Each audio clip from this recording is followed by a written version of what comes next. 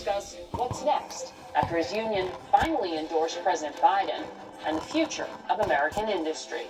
It's all just ahead on Face the Nation.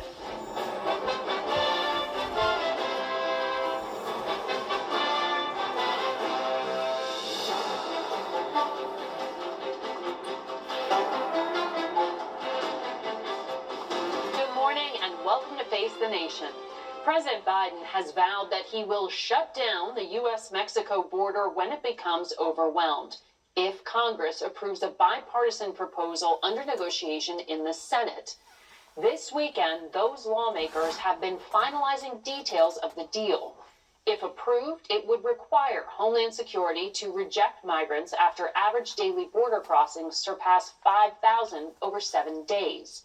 It would raise the standard to accept asylum seekers and shorten the time for legal review of their cases to just 6 months, expand fast-track deportations, and restrict the use of the Immigration Parole Authority. The deal also includes measures related to legal migration. It'll allocate 50,000 more immigrant visas, give status to the children of skilled workers, and offer permanent residency to Afghans brought here after the U.S. withdrawal from Afghanistan. All this on top of the $14 billion President Biden has previously requested to fund operations and hire additional personnel. For more, CBS's Camilo Montoya Galvez is at the border in Eagle Pass, Texas. So Camilo, what would the immediate impact be? Good morning, Margaret. The immigration compromise being negotiated by President Biden and a small group of senators in Congress would dramatically change policy here at the U.S.-Mexico border.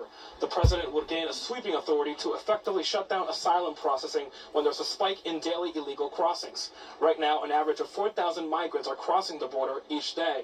That means that if this deal was to be signed today, Margaret, the president would almost certainly be able to invoke this power immediately, giving border agents here the authority to quickly return migrants to Mexico. Importantly, this deal includes humanitarian exceptions and would preserve asylum processing at official ports of entries. Migrants would also be able to work immediately in the U.S. if they pass their initial asylum screenings. Margaret, this deal will certainly garner opposition from the left and the right, but if Congress is able to pass this framework, it would mark the first time that the U.S. immigration system is updated since the 1990s. Which would be incredibly significant. Camilo, I see what I think is National Guard personnel behind you. There has been this standoff between the state of Texas and the federal government about that park you are nearby, where a lot of migrants touch ground after crossing the river. What's the latest on that showdown?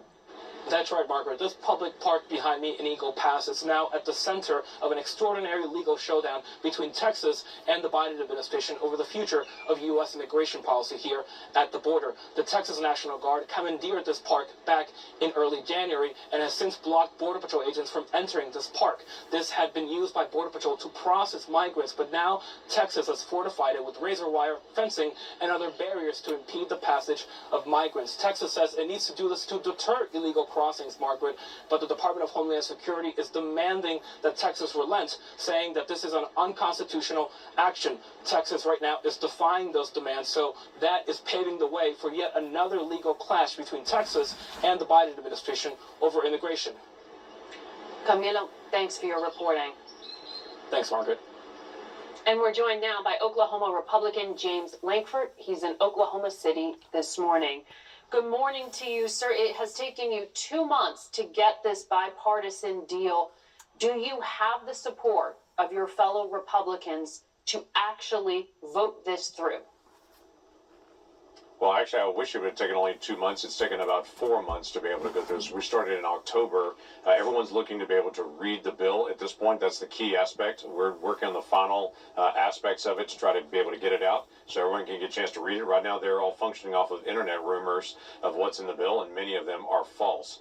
So people want to be able to just see it, read it, go through it, and to be able to see the dramatic change that this really makes and how we handle our immigration system and how we work to be able to secure our border completely. That's been the simple request of Americans, whether you're Republican, Democrat, or Independent. People just want a secure border where we have legal immigration, but we're not promoting illegal immigration, and that's what we've seen the last 3 years. So you don't have a vote count yet? Do not have a vote count yet on this because everybody's got to be able to read it to be able to go through, but I do feel very positive about it because even the initial feedback has been good. So you just heard the details laid out there by our immigration correspondent. How do you balance the shutdown power that would be in these new authorities versus the right to claim asylum? Yeah, this is similar to what we had under Title 42 during the pandemic time period, where we reach a crisis point to say we can't actually operate. So we don't have that authority right now as the United States. We've reached crisis points. For instance, when we've got 4,000 or 5,000 people crossing the border, we can no longer process those individuals. So right now the Biden administration is just releasing them into the country. That's what's driving the mayors in Denver and Chicago and New York City and other places around the country crazy to say when the border gets crowded, you just release them to our cities, and it causes all the chaos in these cities. This is a new authority to say when we can no longer detain and deport, when we can't process the people and actually make a decision right there at the border, then we'll actually turn those folks back around to Mexico and say we can no longer do this. That gives the authority to the United States and to law enforcement rather than the authority to the criminal cartels. Right now the cartels can just rush our border. They'll get through as many people as they want to be able to get through. We cannot have criminal organizations running our southern border. We have to be able to run our southern border. So parole authority has been a sticking point for Republicans throughout. I know the administration has used it in a novel way to resettle 1 million people. So how are you changing that authority? Yeah, humanitarian parole is still an issue for us, but it's been an authority that every president has had to have basic humanitarian parole. But as you mentioned, this administration has used humanitarian parole in a way no other administration has. They've said if you'll just tell us in advance that you're coming, come to a port of entry, the first day you get here, we'll hand you a work permit and we'll release you into the country under parole.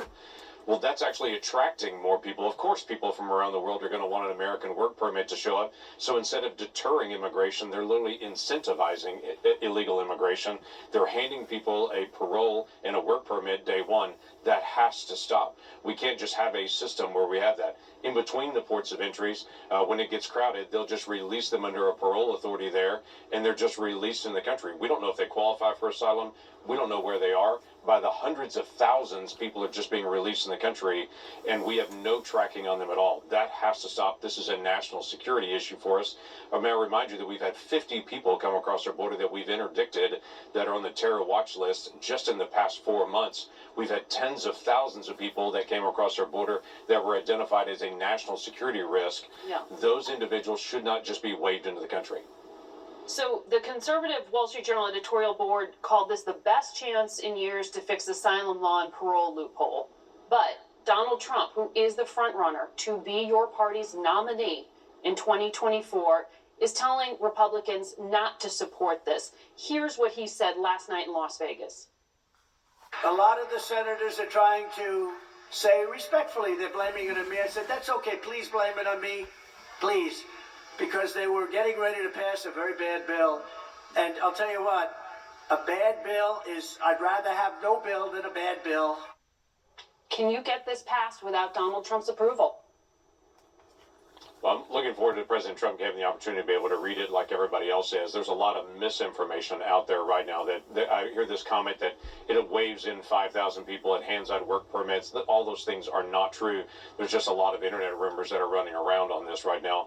We're looking forward to getting the information out. Now, I can say there is no question, no matter what your political persuasion is, we would not have had the immigration crisis we're experiencing right now if President Trump would have been president the last 3 years. There's no way we would have had 8 million people illegally cross our border because he would enforce those different authorities and would have made sure that we actually secure our border. But even while he was president, he was specifically asking Congress to change the standard on asylum, to be able to tighten up, to be able to give additional funds for deportation. All of those things are in this bill. So if he were to be president, this would be new authorities that he had actually asked for when he was president before. Right, and I just want to, you just said that he has not read this bill. He doesn't essentially know what he's talking about. So this deal... No, I'm not saying that. I'm just saying there's just a lot of rumors that are out there about the bill, and I want to make sure that everyone has a chance to be able to read it before they make a final judgment. Right. So the deal you just said would give any future president and the current one new authorities. So on the trail, Trump has vowed to block legal immigrants based on their beliefs, to end birthright citizenship, to carry out mass deportations, and he has not ruled out separating kids from their parents. Would you trust Donald Trump with these new authorities? I would actually, because these are not only new authorities that have been asked for by multiple presidents, whether it be President Trump, President Obama, President Bush before that. This is a basic thing that we have to have for our national security. When we talk about asylum, right now you cross the border and you literally say, I have fear in my country, and you're released into the United States and await a 10-year hearing. No one thinks that actually makes sense, to have a 10-year backlog for just saying the magic words, I have fear in my country. We don't really know if they qualify for asylum. We don't know their criminal record. We don't know anything else about it. That absolutely has to change. That's been an issue for a very long time. That changes this in law. Well, we will have to see where we are on the vote count, but I want to ask you, back in 2022, Donald Trump endorsed your re-election, and in that endorsement, he said James Lankford is strong on the border. Has anything changed with your thoughts about endorsing Donald Trump for president? No, it hasn't at all. Obviously, he's been very engaged, as I've mentioned already on it. None of the things that are happening in the last 3 years on the border would have happened if Donald Trump was actually president. He knows I've been very passionate about the border. This is an issue I've worked on for a very long time. He and I worked together when he was in the White House on some of his border policies. And when he did his big proposal, that was a legislative proposal, because again, President Trump proposed new laws and new issues on this because we know that we have gaps in the system. So if you want to be able to secure the border, you can have President Trump to be able to come in to actually secure the border, because he's going to focus in on that. But if he comes in and is elected by the American people to come this November, he's going to want these additional authorities in this, because it will help every president from here on out. Yeah, but you're not endorsing him. I actually haven't endorsed anyone on it, but he'd be a much better president than what we're dealing with right now, definitely on national security. Okay, before I let you go, I want to get your reaction to the news that he was ordered to pay $83 million to a person that a jury found he defamed after a separate jury found that he had sexually assaulted her. Does it give you any pause about him returning to office? It doesn't. Obviously, these are legal cases. I don't jump in the middle of a legal case. It's been interesting, the number of legal cases that have come up against President Trump and then have failed and have been dropped or have been kicked out of the courts on it. This one's actually went through. He's already said he's going to challenge it. So let the courts actually make their decisions and let the American people make their decisions. We got states like Colorado that are trying to be able to block the people of Colorado from being able to choose who they vote for. Right. Let the American people decide this in November. Well, the Supreme Court might decide on that one. We will have to leave it there for today. James Lankford, we will be focusing on what progress you were able to make. We'll be back in just 1 minute. These issues should have been addressed long before deal now. with that, and that's why Long before now. But I guess that's all water under the bridge now, right?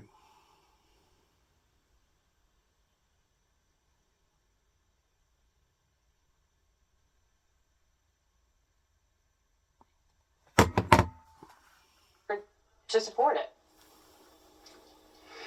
Morgan, I'm really appreciative of the work that Jim Lankford, Chris Murphy, and Kyrsten Sinema have done. This is very tough. We haven't done immigration reform since 1986. So like James said, I need to read it. But we do have a challenge, and the only way we're going to solve it is to try to come up with something bipartisan. That's the only way we ever do immigration reform. Senator Lankford has expressed his disappointment with President Biden. I was disappointed when President Trump turned down a border protection deal in 2018 that would have invested $25 billion at the border. So, but we can't just look in the rearview mirror. We got to do what's right now. One of the aspects of this bill that I'm positive about is it'll help us interdict fentanyl. In 2012, 50 Virginians died of fentanyl overdose. In 2022, it was 2,000. And we know that fentanyl is coming over the border from Mexico, largely through ports of entry. This bill will help us deal with that. And that's why when President Trump says, vote no, wait for a year, wait for 2 years, people can't wait. They're suffering now, and this bill will help deal with that situation. Well, it doesn't include any status for so-called dreamers, which has been a long-standing Democratic request. And I know that during the Trump years, you said that asylum was a key value of the United States. Given that the Biden administration is going to restrict asylum, are you comfortable with that? Look, this is a painful compromise. This is a tough bill. I wish it were an immigration reform bill and not just a border security bill. But the fentanyl issue is a crisis, and there are some aspects of what James described, which I'm really interested in getting into the details. Your correspondent talked about the notion that even though we may change standards in between ports of entry, we will continue normal processing at points of entry. I think that's a positive. That will help create order instead of disorder. So a lot of details to dig into. Yes, I wish this was a comprehensive immigration reform bill, not just a border security bill, but I think there's going to be some positive things in here about work visas, and I also think there's going to be some positive things for kids who come to the border, who right now come, they don't know the language, they don't know the law, and it is so hard for them, and this at least I think will give them a greater understanding of what their rights are. So we got to dig into the details, but we've got to find a compromise, and as was pointed out, this compromise is also key to opening up the security funding that we need for Ukraine, humanitarian assistance in Gaza, defense support for Israel. All that is hinging upon getting this deal. So we need to move forward. Right, and so and to that point, Democrats control the Senate. Has Leader Schumer giving you any timeline here for when you might be able to move on all of this? And is there a plan B for Ukraine if this fails? Margaret, I think the timeline is, Senator Schumer is, let this border deal come together and then we'll move as quickly as we can. I think you're going to see the Senate move very quickly this week and next to have a vote on the overall package. And as you know, the overall package isn't just border in Ukraine, it's Gaza and Israel, it's Indo-Pacific aid, it's state disaster relief. It's a sizable package, and many components are very popular. But the two challenging ones have been the border Ukraine negotiation and the Israel-Gaza negotiation. Mm-hmm. If for some reason we can't find the border agreement, I don't think that dooms Ukraine aid, because I do believe votes are there for Ukraine in both houses. But the border issue is an important one to do because, as Senator Lankford mentioned, the cartels are organizing to make tons of money by rushing people to the border. It's important that we do this, but also we've got to come up with assistance, especially for Ukraine, very, very soon. They've gained so much, but it's all at risk if the U.S. isn't there. Well, I want to ask you about aid to Israel, and as you said, Gaza. The United States has temporarily suspended some of the aid to the UN agency that operates in Gaza after Israel shared information that 12 of its employees allegedly were involved in the attack on October 7th. I know that at least 2 of those people are dead now, according to the UN. Do you think that suspending aid for this agency that services 2 million for the actions of a dozen people is fair when the agency says that it is collapsing? How is this going to be addressed? Margaret, the humanitarian needs of Gazans are massive. Israel should defend itself against Hamas, but most Gazans are not Hamas. In fact, they've suffered under Hamas, and so you're right, there's 2.2 million people that need humanitarian aid.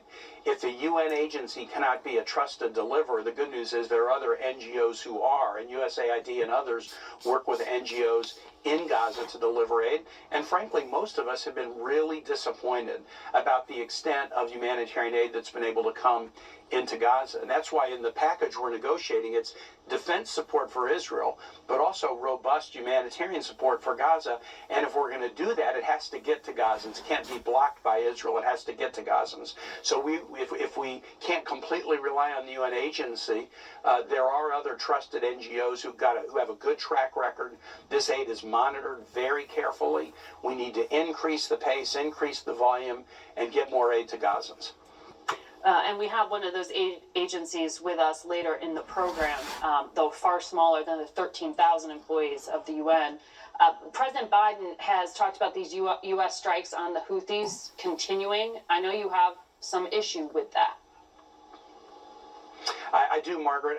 Not with the notion that we have to protect our own ships, naval or commercial, from the Houthis, and even strategically protect the Red Sea from the Houthis. But there's no congressional authorization for a war in Yemen or the Red Sea against the Houthis. None. The president has asserted that these strikes are about self-defense, and they're designed to deter the Houthis. But the administration has also said that they believe that the attacks are going to continue and even escalate. As you know, I'm from Virginia. We have a lot of people in harm's way in the Red Sea and the Middle East right now on this mission. And what they want to know is, what's the strategy? What's the plan for de-escalation? If the U.S. is going against the Houthis to protect shipping of other nations, what are other nations doing as part of this mission? That's why a bipartisan group of senators, we wrote the president this week and said, what is the strategy? How will we de-escalate? And what is the legal rationale that you are using when Congress hasn't authorized this military action? And this week, we're going to be digging heavily into those questions. All right, and we'll put some of those to one of our upcoming guests as well. Thank you, Senator, for your time today. We'll be right back. At Fisher and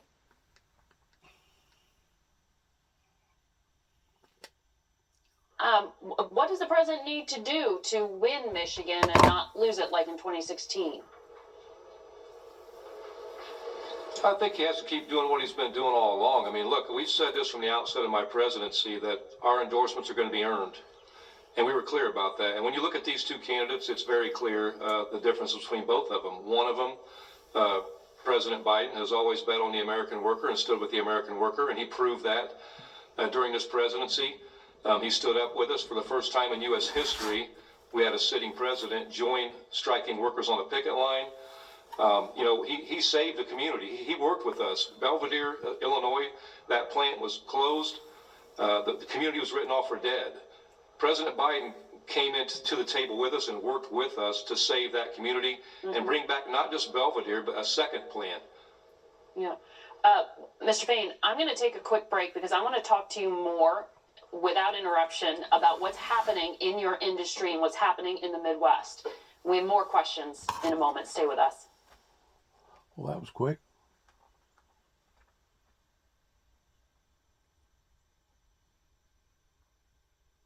Sometimes they'll do that.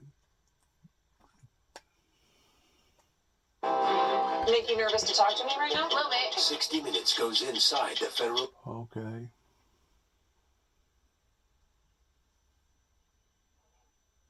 Keep going, keep going. Keep going, keep going, keep going. Keep going right there.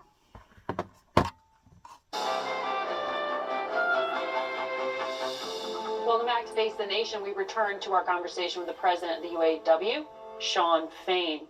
Sir, back in 2016, your former UAW president said an estimated 28% of members voted for Donald Trump. Do you expect a similar breakdown this election? I think it'll be less. I truly believe we're going to do the same thing we did during our contract campaign, during our strike. You know, when we said endorsements will be earned, we meant it. And we're going to deal with facts and truth. And I believe the overwhelming majority of UAW members and working class people, when the facts and the truth are put in front of them, will support Joe Biden for president. That's why we made this decision. You know, look, when you look at these two candidates, Joe Biden has a history of serving others and serving the working class and fighting for the working class, standing with the working class. Donald Trump has a history of serving himself and standing for the billionaire class, and that's contrary to everything that working class people stand for. When you look at the issues during our contract campaign, retirement security, better wages, health care, wanting our time back, wanting our lives back, that's what matters. That's why 75% of the American public stood with the UAW in our fight, and I believe that's why a huge majority of our members and working class people will side with President Joe Biden in the upcoming election. Well, it used to be people thought of unions as very much tied to the Democratic Party, but we saw the Teamsters Union President Sean O'Brien meet with Trump at Mar-a-Lago earlier this month. He's having a roundtable with him this week. I know President Biden's also been invited as well. Do you anticipate that this other union will go a different direction and choose Mr. Trump? I can't fathom any union would support Donald Trump for president. Let's be real and let's look at facts.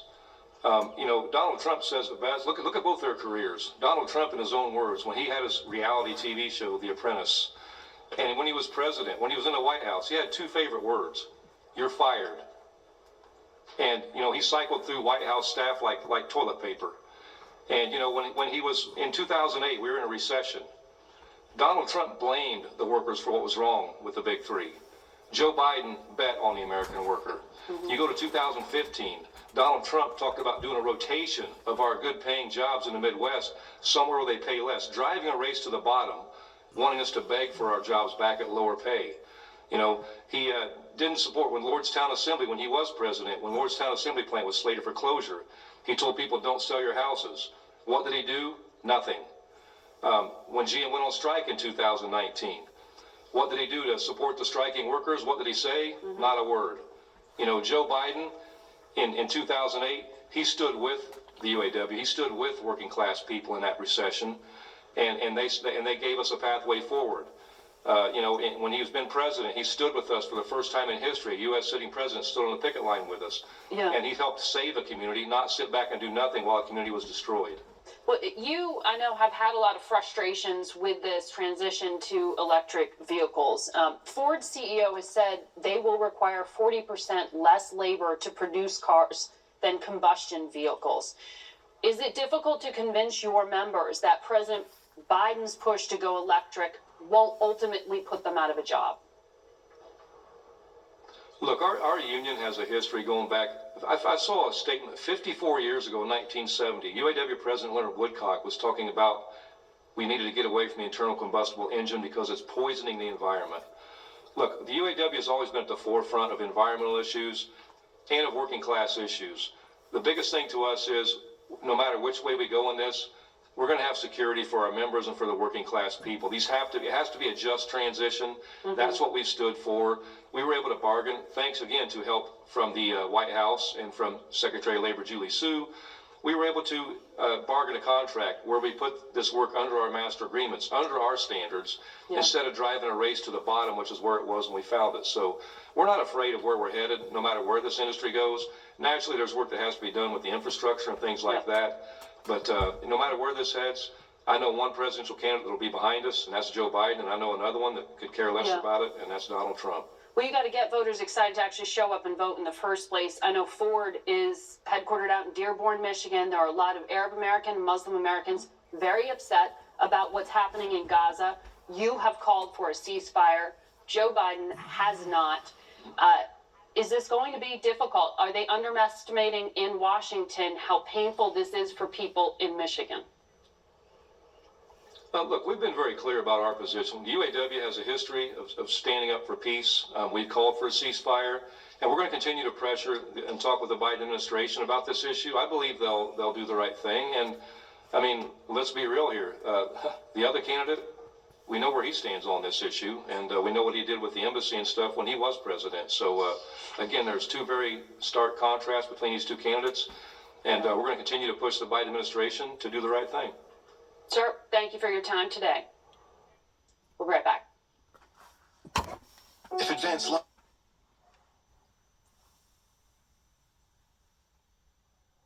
A lot of talk about all this stuff. You're connected to a rate based on you.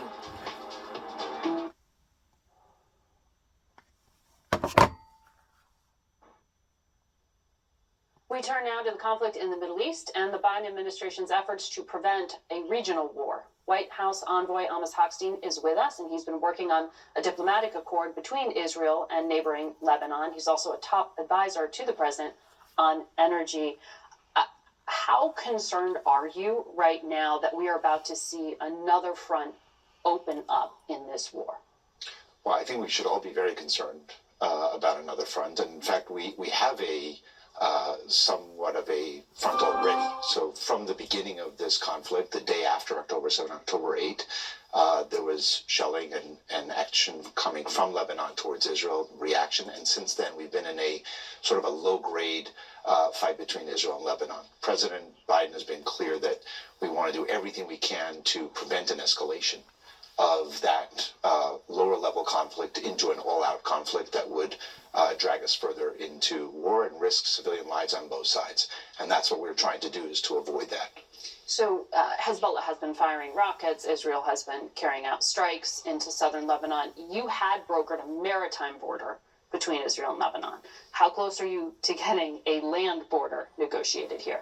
So just over a year ago, we were able to negotiate a maritime boundary, which is really the first time Israel and Lebanon, who Lebanon doesn't recognize Israel diplomatically, reached any kind of boundary agreement. What we need to do now is to get to two things. One is the cessation of hostilities across both sides, so that people, over almost 100,000 people on each side, Lebanon and Israel, are refugees in their own countries because they can't live in southern Lebanon or in northern Israel. So we have to get to a cessation of hostilities. But post October 7, we also have to make sure that Israelis and Lebanese can live in their homes with security. And that is not just a ceasefire. It requires a more intricate piece of the negotiations to ensure that the Lebanese army is in that area, that there is more parameters of security for civilians. Once we do that, though, we do need to start looking at how do we mark the border, an actual border between the two countries, so that we can have long-term security and long-term peace in an area that's seen so many rounds of conflict over the last several years. And are you headed back soon? I will likely head back soon, but I think this is something we do every day, not just when we're in the region. We do this also when we're here. Because the Israeli government has said time is running short. Their defense minister said, end of January? Well, I don't know about hard deadlines, but the window for diplomacy is definitely there, and that is what President Biden has said. We have to try to solve this diplomatically. I don't deny that a status quo of where we are now can't last forever, and that is why we need to make sure that we can get to a diplomatic resolution. So oil prices jumped Friday. As you know, there was a tanker carrying Russian oil going through the Red Sea that was hit by rockets fired by Houthi militias. And we can see here a lot of ships going through that area have had to take longer routes because of this conflict here. How are you gauging the geopolitical risk when it comes to energy prices going forward?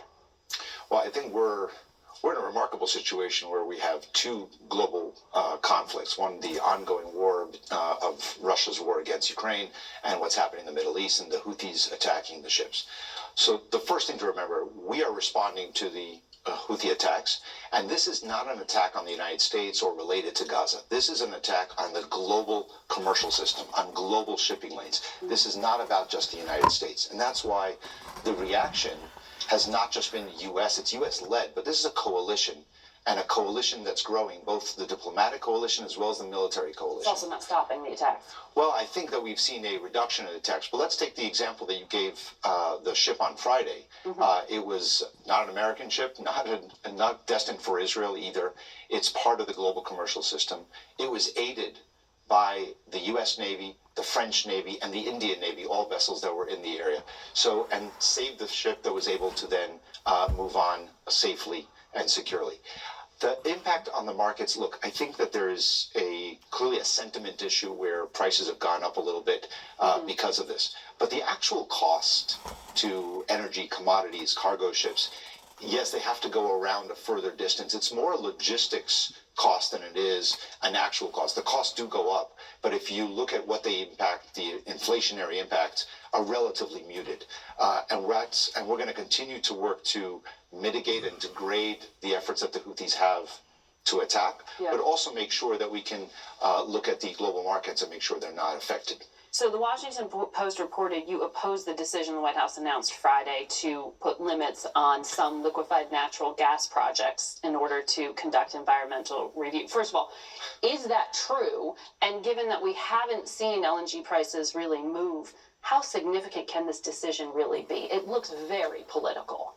So first, no, it is totally. I don't know who's saying that I opposed it. I did not oppose it. I think this is the right decision. The White House, in the White House, in the Department of Energy, and across the administration, there was full support for this decision. I was one of them. Look, we have to look at this decision as for what it is.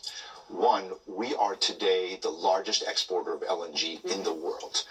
Based on what's under construction, the United States will double our exports of LNG, our capacity to export LNG over the next 3-4 years.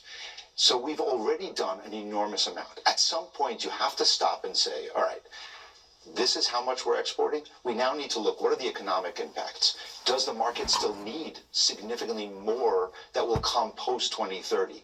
And as we learn more, what are the environmental impacts so that we're not just building this out without looking at all of the parameters that needs to be looked at when we have, that's why we do permitting. Well, Senator Manchin says he's going to hold some hearings to get answers to the questions on what happened here, and we'll watch for that, and thank you for coming in. We'll be back in a moment.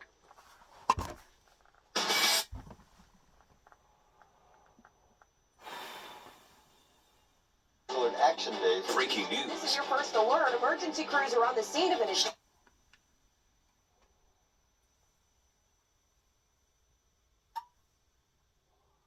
Right here. We're over 100 days into a war that Israeli Prime Minister Benjamin Netanyahu has vowed to continue. CBS's Charlie D'Agata accompanied the Israeli military into Gaza and filed this.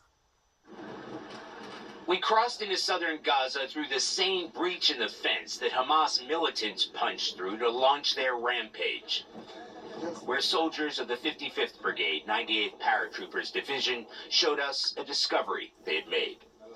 A soldier kept his rifle pointed straight into the darkness down the shaft. Of the hundreds of miles of tunnels beneath Gaza, this one enabled Hamas fighters to infiltrate under open fields undetected, planned long in advance. Made a combat patrol here, and he found the hole. The hole was here, very small one, with a ladder. They're finding tunnels and shafts like this everywhere, but this is just a few hundred yards from the crossing itself, and they believe it was used by Hamas militants to attack that day.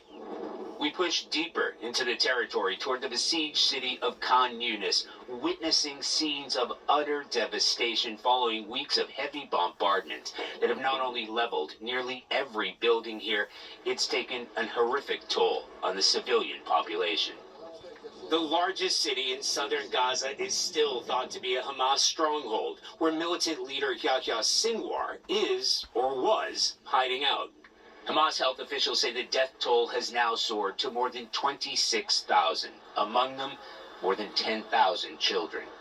We came to what used to be an elementary school in this upscale neighborhood, once a Hamas fighting position, we were told, now an Israeli military base. A few moments ago there was a loud explosion, and now the skies are filled with smoke. It just gives you an indication, first of all, how close we are to Khan Yunis itself and how this battle is raging on. We later learned that was a controlled explosion of a building to deny Hamas gunmen places to take cover and counterattack. It's more than just urban warfare, says Lieutenant Colonel Anchi. They dress with civilian clothing, so they're very difficult to be identified. They move without their ammunition, and they collect it when they pop out from their underground infrastructure, and then they shoot at us. They try to shoot and run away. The Israeli military say they've got Khan Yunis surrounded. Yet Hamas leaders and the more than 130 hostages still being held are yet to be found. Driving back through the destruction, the challenge is not just about seizing territory above ground, but hunting down what's below. Charlie D'Agata has just returned to London from reporting in the region. Charlie, journalists are not permitted into Gaza to freely report on the war, and that has been the subject of court cases in Israel. So what restrictions did the IDF put on you? Yeah, Margaret, we cannot get into Gaza from Israel or from Egypt, for that matter, because the Israelis are holding all the cards. The only way you can get in is with the Israeli military on an embed. And what those restrictions mean is, obviously, by virtue of the fact that they're the ones who are showing you around, then they create the narrative of what you can see. In that particular one, we were there for maybe 2.5 hours. We weren't allowed to broadcast it for 24, 48 hours or even talk about it. There are embargo restrictions. In some cases, they want to see the material, but we never have it censored as such. They never tell us to change the shots. It has to do with security issues. This time, they didn't ask to see it at all. But the difficult part is that we don't have any we're not free to roam. We're not free to get any of our own material or access and speak to anybody else there. This is the third embed that I've had. I haven't seen a single Palestinian. I haven't seen any sign of life or death, haven't been able to get to any of these humanitarian centers or hospitals. So it's been impossible for us to independently report what's going on there, aside from the incredibly courageous work of our colleagues inside Gaza. Indeed, our producer Marwan Al Ghul and those people living in the middle of this fight. But you have been in Israel for the better part of 3 weeks, and in that time there has been growing international pressure, including this ruling by the International Court of Justice ordering Israel to prevent acts of genocide, but stopping short of calling for an immediate ceasefire. I wonder what the soldiers you met with think of all this. Are they feeling fatigued? There's definitely fatigue there. But as for the ruling itself, obviously soldiers never comment on government policy or politics.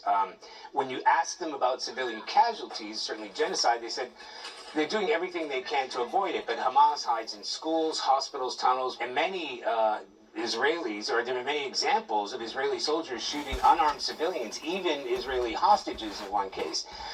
As for Israel itself, the country is kind of split. Those who back Prime Minister Benjamin Netanyahu, who slam those charges of genocide as outrageous and are looking for total victory, and the others who say, look, enough is enough. We need to stop this, at least get a ceasefire in there, at least get the hostages out, and at least discuss some kind of endgame. Charlie, important reporting, and thank you for your context. Thank you. And we're joined now by Save the Children CEO, Yanti Saripto. I want to ask you, Yanti, because you were just back from the region. You were looking into how much aid can get into Gaza right now to help the kids you are so concerned about. What did you learn? Thanks, Margaret. Yes, I've just come back after a little over 10 days in the region. And I made it all the way to the border, the Rafah crossing. I managed to see the hundreds and hundreds of trucks waiting in Arish to get in. And what we're seeing is still that getting aid into Gaza is still woefully inadequate. We're looking at about 130, 150 trucks getting in a day on a good day. When I was there, it was actually not a good day. I think less than 100 came in. And let's remind ourselves that before October 7th, about 500 trucks made it into Gaza every day, and a mixture of aid and commercial supplies. So the number that is getting through is still woefully inadequate, especially because the needs, of course, have skyrocketed. And even if trucks come in, it is an incredibly cumbersome process. Many trucks offloads and unloads along the way. And then when you're into Rafah, to get real last mile delivery or last 100 yards delivery, getting shots in arms of children who need vaccinations, getting food, medical supplies to hospital, getting water to people, that is still incredibly difficult. There's 1.5 million people stranded in Rafah. People are everywhere. The streets are crowded. Trucks and vans have actually difficulty moving. And it's been almost impossible to get any supplies into the north of Gaza, where there are still hundreds of thousands of people stranded. You know, I mean, those pictures are just incredible, showing what that area of Rafah was like, and now just the concentration of humanity stuck there. I know that you have joined with other humanitarian organizations to say that this is unlike any conflict that you have ever seen in all your years of work. What makes it so different? It really is. I mean, well, people have nowhere to go. Nowhere to go. We work in a lot of other crises, from Afghanistan to Sudan to Ukraine, but there, and the situation is also bad, let me just put that out there, but there is still an opportunity for people to flee. Here in Gaza, it is completely impossible, and the density of the people on a very small space of land, now with the constant bombardment after the now long forgotten humanitarian pause we had in November, it makes it almost impossible to do, at scale humanitarian responses. So that makes it hard. We're also incredibly concerned about the health situation, vastly deteriorating. Only a few hospitals are still really operational, and it means that children in particular, who are more vulnerable, are also suffering from what ought to be resolvable, treatable illnesses, infections, respiratory tract diseases, diarrhea, now become life-threatening because there are no medicine to actually treat them. The UN agency in Gaza said its services are collapsing as aid is now being paused because of this revelation by Israel that 12 people were tied to the attack on October 7th. I know the Israeli government is saying other aid organizations not tainted with terrorism can step in. You're one of those aid organizations. Can you handle stepping in? Yeah, I think that personally, we think that's an example of some magical thinking. There is no way that the collective humanitarian sector can completely replace UNRWA, in the short space of time that will be necessary. Let's not forget, UNRWA has had 13,000 staff in Gaza. Save the Children currently has 23 staff in Gaza, yes, and hundreds of community volunteers. And many aid organizations are in the same spot. I'm sorry, I have to cut you off because of some breaking news. We'll be right back. At Ameriprise Finance. All right, let's go forward. Let's see what else they're going to talk about. Margaret's a good interviewer. Central Command just announced 3 American service members were killed and 25 injured in an attack today on a base in Jordan near the Syrian border. U.S. officials suspect Iranian-backed militias are behind it. Will be make you nervous to talk to me right now? A little bit. 60 Minutes goes inside.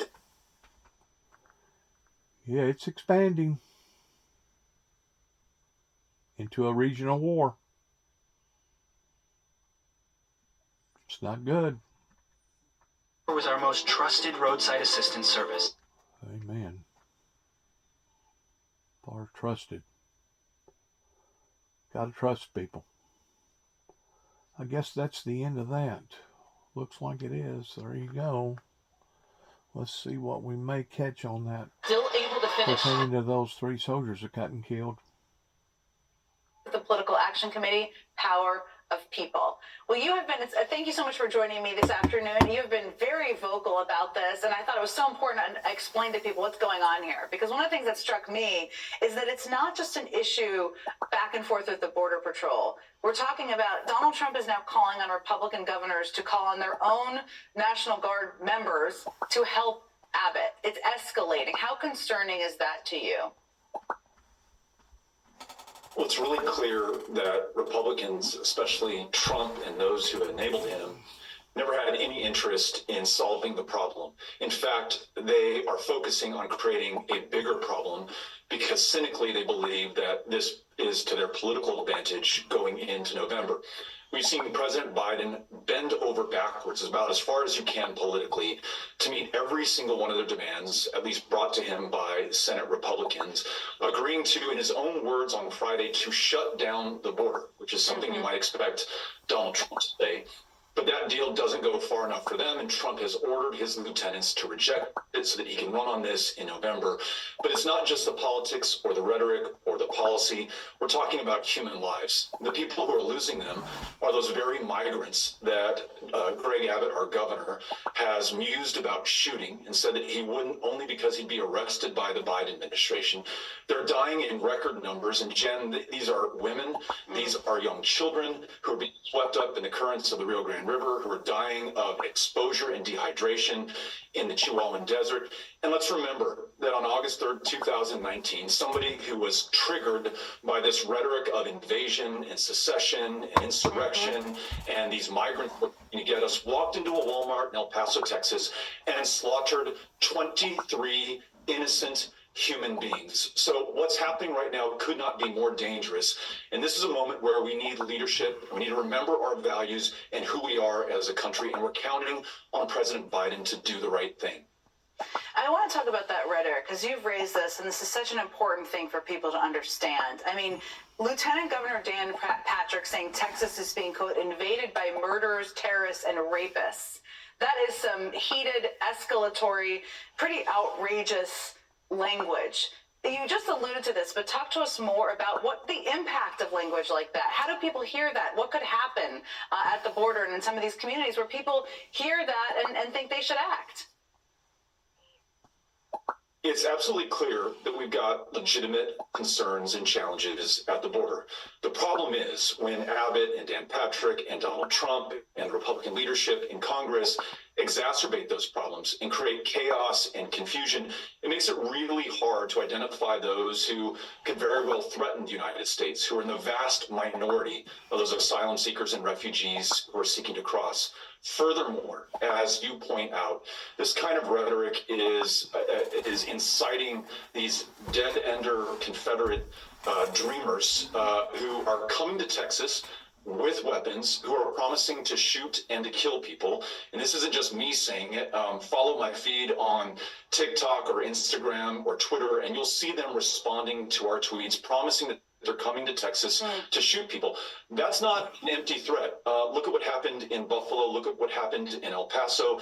These white nationalist terrorists are taking their cues not from the extreme or the fringe of the internet, but by elected leaders like Greg Abbott or Donald Trump. That's why I'm hoping that President Biden will remind us of who we are at our best. We're a country of immigrants. We can find safe, legal, orderly pathways for people to come here the right way, to do better for themselves, and certainly to do better for all of us. And he must meet Greg Abbott at this showdown and reiterate what the Supreme Court has already decided, that the federal government has supremacy at the border on immigration policy, and restore what we know to be true about this country, that those immigrants make us stronger by their very presence, and certainly we don't want to see them die or be killed by these unhinged right-wing terrorists. We want to get back to the order, the safety, the control that we are totally capable of. But it's going to take that presidential leadership, which, by the way, Jen, he is free to exercise now. He's done everything he can to try to strike a bipartisan deal. Republicans won't work with him. He'll go it alone. Let me ask you about that, because one, that's absolutely, let me just double tap on that. There is a bipartisan deal that a number of conservative Republicans have said is a great deal that Donald Trump and others are stopping. But let me ask you about something you've talked about, which is federalizing the National Guard. Not everybody's for that, just to state clearly. Why do you think that's something the president should do? And are you concerned about any of the potential drawbacks, like, say, if someone like Trump is elected, he might see that as a precedent? In 54, the Supreme Court orders the integration of public education in America with Brown versus Board. In 57, Governor Faubus in Arkansas defies a Supreme Court order, uses the state guard to keep those young African-American children from going to Little Rock High School. President Dwight D. Eisenhower federalizes the guard and actually sends in the 101st Airborne as well to make sure that that Supreme Court decision is upheld and honored. Today, you have another extremist governor in Greg Abbott who's defying a Supreme Court order, defying the Constitution, defying the President of the United States, and using 10,000 members of the state guard to block federal Border Patrol agents from doing their job, which, by the way, Jen, is to apprehend those who cross in between ports of entry, to detain them, to deport them back to the country from which they came if they don't qualify for parole or the ability to stay in this country, and also to save the lives of those migrants who right now are dying and drowning in the Rio Grande River. If he's not going to follow the law, then it is up to the president to make sure that the law is followed by federalizing the guard. I know that that is a big step for the president to take. I know that folks don't want to inflame the situation, but Jen, what I've seen at every turn after busting migrants and deploying these drowning devices, putting razor wire under the river, and now openly flirting with secession, is if you do not confront Greg Abbott, he's going to continue to escalate. It's time for the president to take control of this. I know he wants to. I know that ultimately he will, but it benefits when people around this country provide that public pressure for him to do the right thing, and I'm confident that he will. Thank you, Beto O'Rourke, for being so outspoken, for explaining on Twitter and other platforms, as you said, what exactly is really happening here. And I really appreciate you joining us this afternoon as well. And coming up, some big news about what's happening here on MSNBC tomorrow night. We have a big show. We're back after a quick break. Stay with us.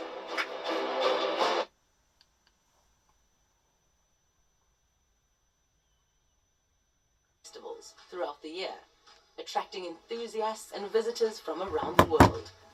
These allow visitors to experience the charm of steam train travel, and their fleet is kept ready to roll.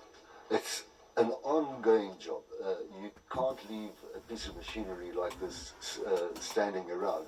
It's easier for us to continue to maintain them because we're holding events on an ongoing basis. We have tour groups coming in, so we have to keep the locomotives running in order to be able to present the product to them because they are very specific. They know what they're talking about.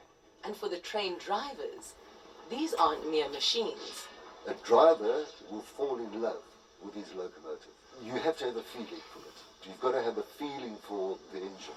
There's the steam, there's the pressure, there's the cold, there's the fire. It's a whole working relationship where the driver becomes one with the locomotive. It actually runs in their blood, and it's very interesting to see how they interact with the machines. Perhaps not surprisingly, it also attracts photographers and filmmakers. The Free State Light is some of the best lights in South Africa for photography. Well. We're getting off beat here in what we need to be watching pertaining to real news. Impact of the ministry.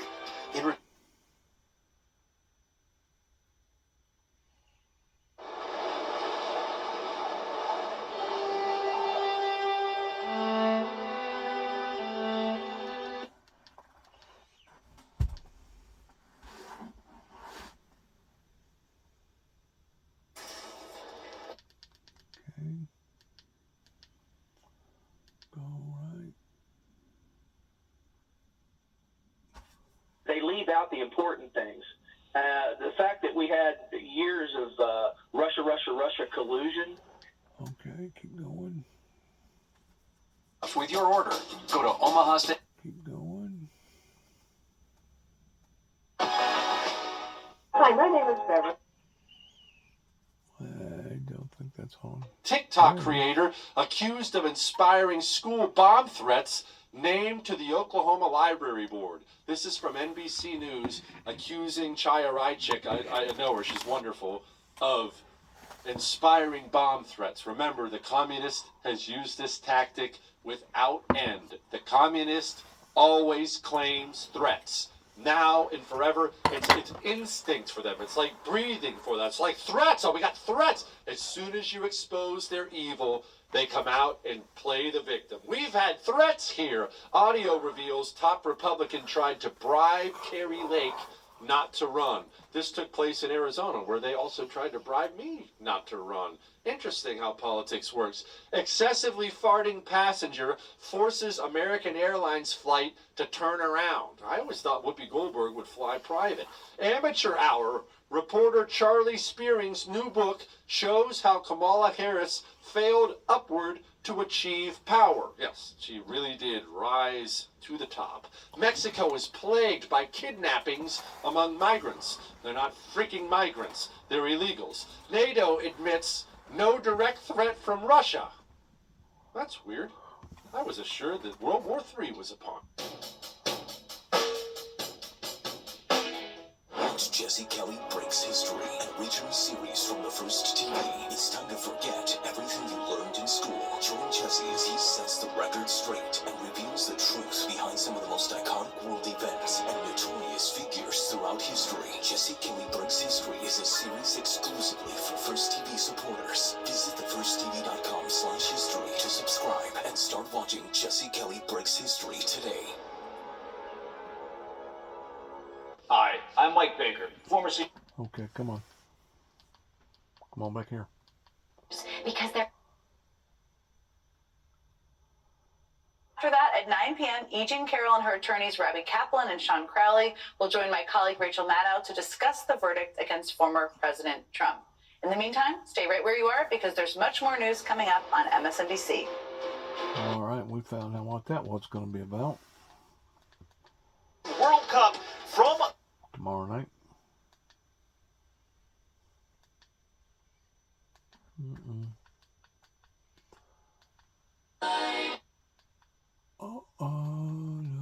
No watching this week afterwards.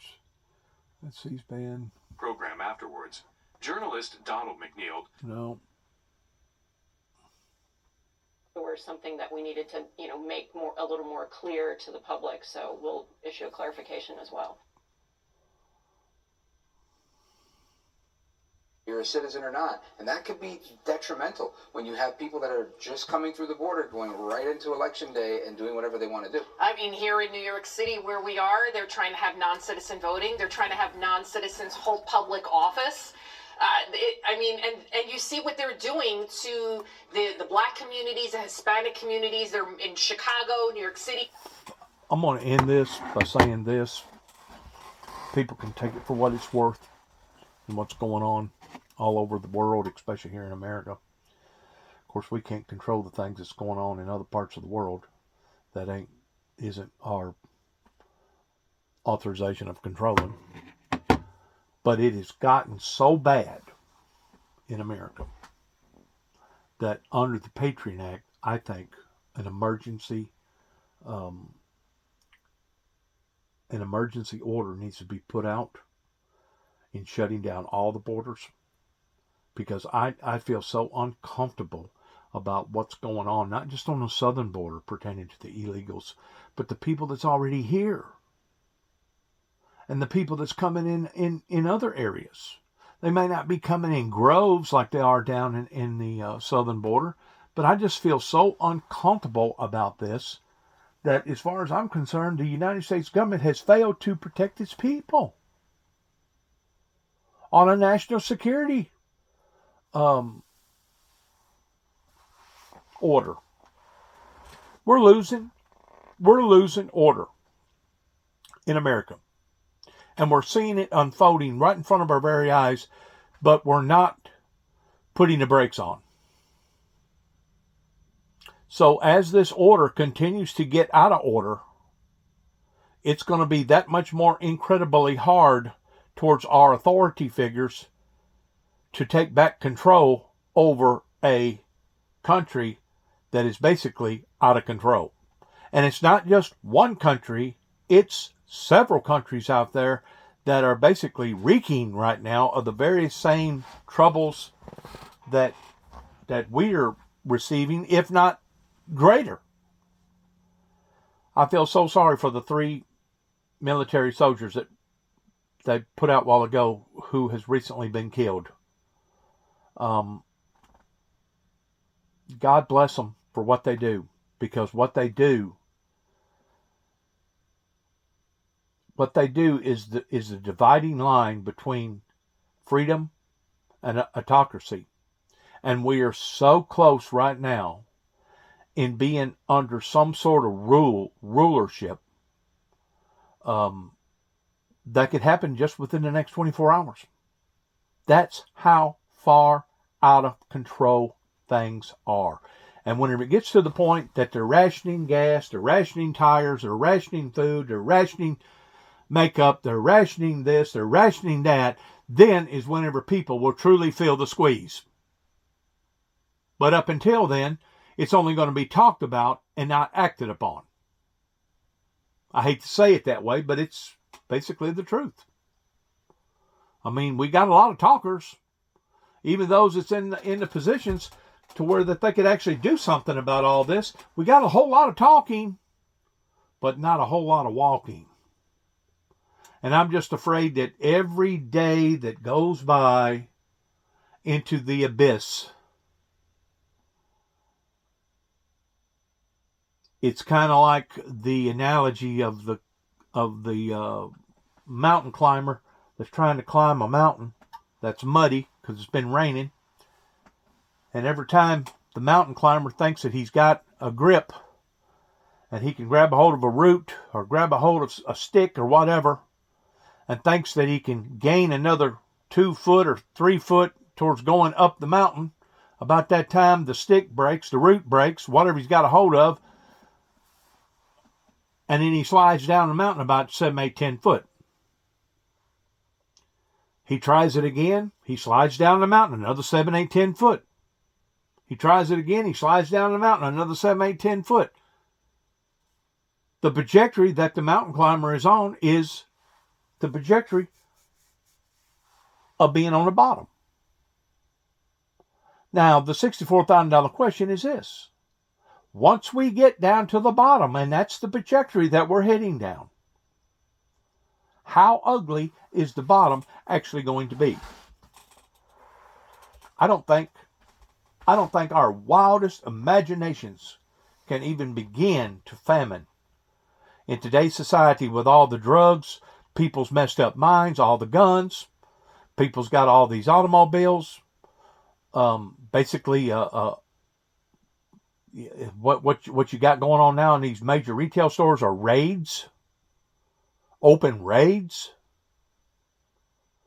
You know, if that was to have been going on during the cowboy and Indian days, they'd have just went in and massacred the whole group of Indians, because they raided a town, or they raided a village, or they raided this or raided that. Those are raids.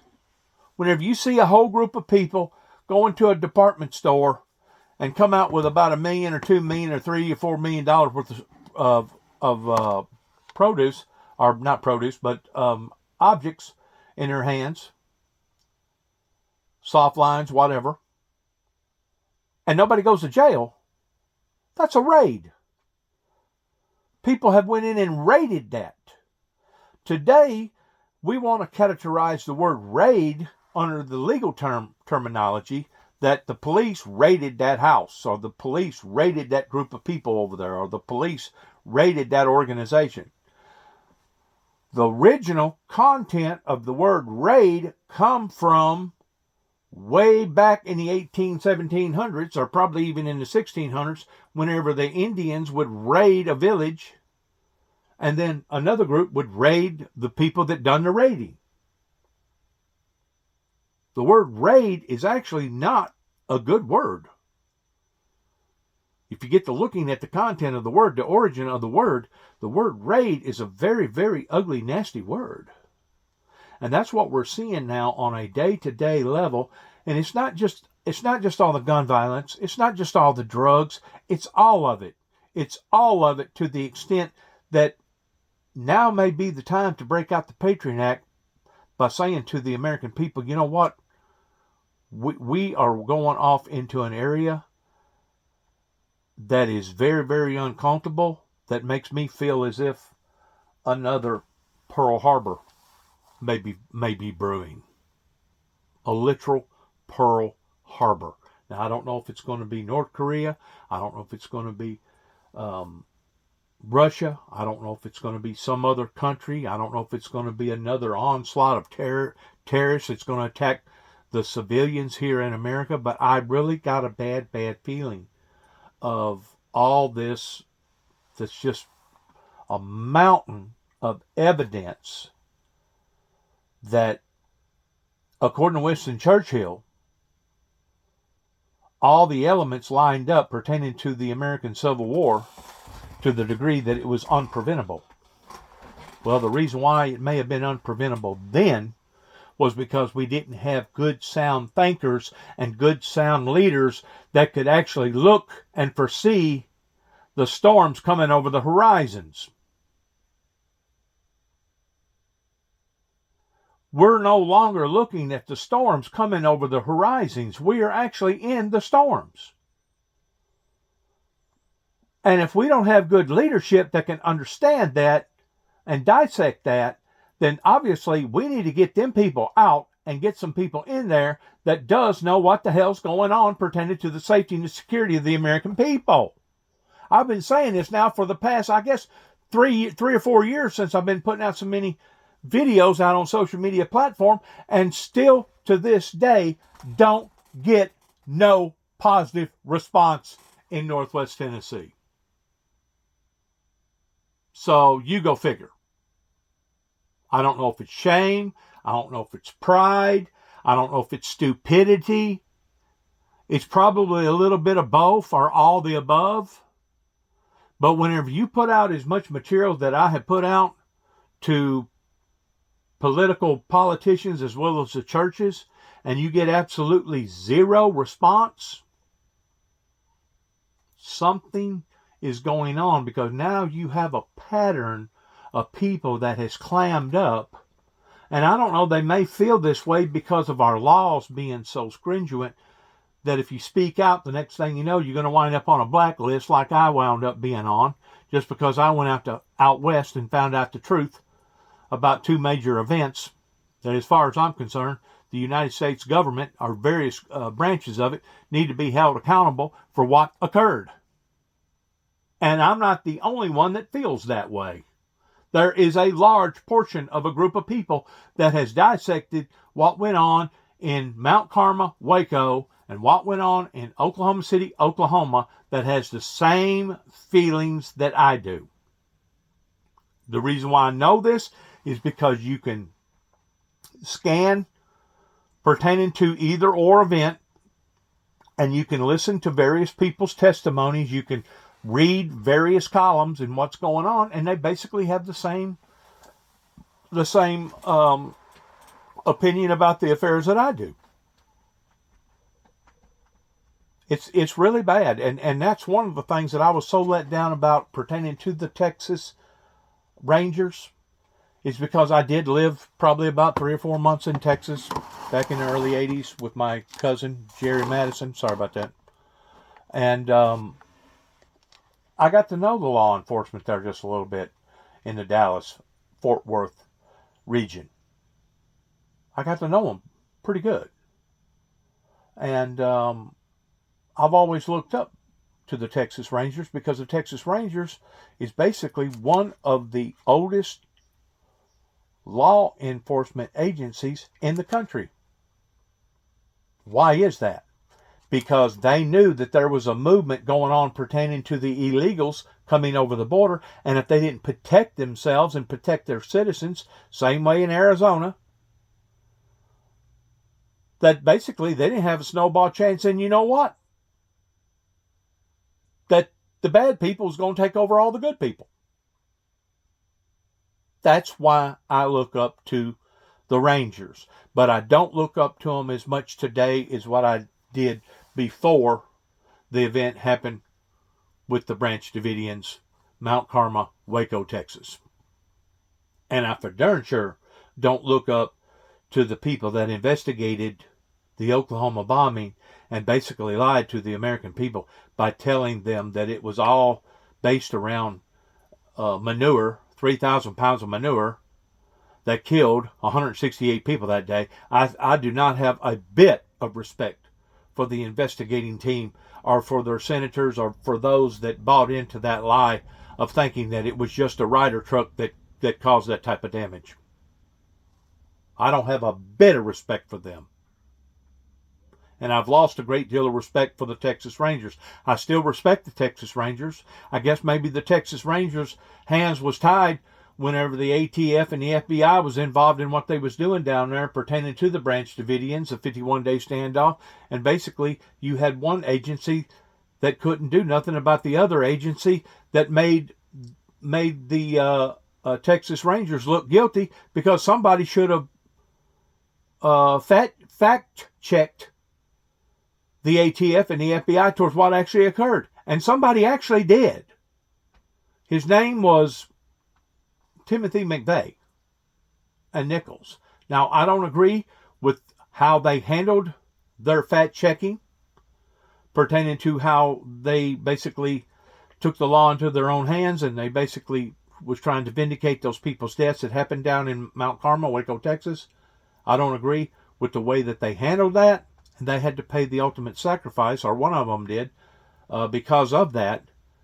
But obviously, something had occurred to the degree that not only Timothy McVeigh and Nichols had the same opinion about what went on in Texas with the 51-day standoff, but today there is thousands, not hundreds, not dozens, but thousands of people that has the same feelings that I have pertaining to a government that was out of control, that basically lured a group of people playing on their emotions and basically letting that situation get totally out of control on every level that you could think of. And if the ATF didn't make the biggest mess out of it, then the FBI come along and they made a bigger mess than what the ATF did. Why the Texas Rangers didn't intercede, I don't know. That's kind of like the school shooting that recently happened in that town that is uncharacteristic of the Texas Rangers in sitting idly by and just allowing for children to be killed. I don't think that you will ever, as long as America is America, will ever experience the true Texas Rangers in them sitting back and letting unjust due be distributed that way. That's why I look up to them. Good luck to all of us. God bless America. God bless our troops. Thank you for sharing and caring. Shalom.